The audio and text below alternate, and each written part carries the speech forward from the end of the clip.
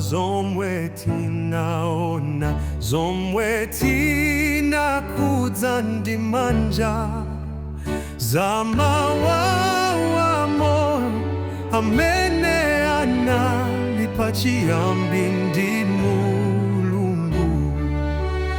Yesu Kristu mwana weniweni anaonekera pakati patu, ndipo mwa iye tinapeza chikondi chochokera kumtima wa Tate.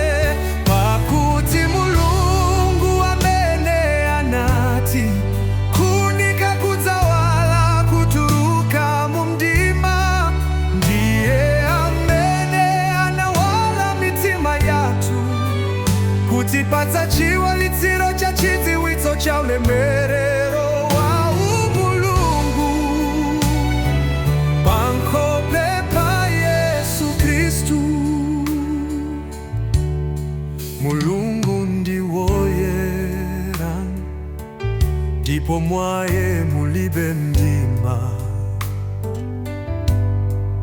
Yesu anabwera ngati kuwala kukunikila mu mdima wa dziko.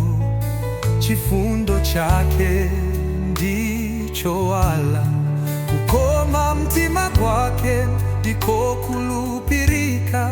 Anati wamdiona ine waona Tate, mwa iye tinamudziwa Mulungu. Pakuti Mulungu amene anati kunika kudzawala kutuluka mu mdima, ndiye amene anawala mitima yathu kutipatsa chiwalitsiro cha chidziwitso cha ulemerero wa umulungu pankhope pa Yesu Kristu. Mwa Yesu timaona chifundo,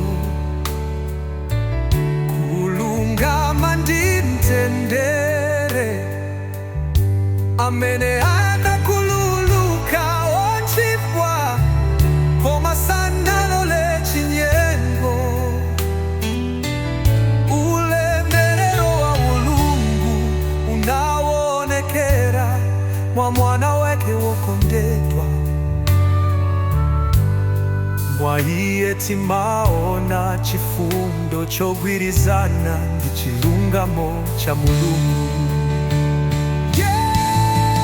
Pakuti Mulungu amene anati kunika kudzawala kutuluka mu mdima, ndiye amene anawala mitima yathu kutipatsa chiwalitsiro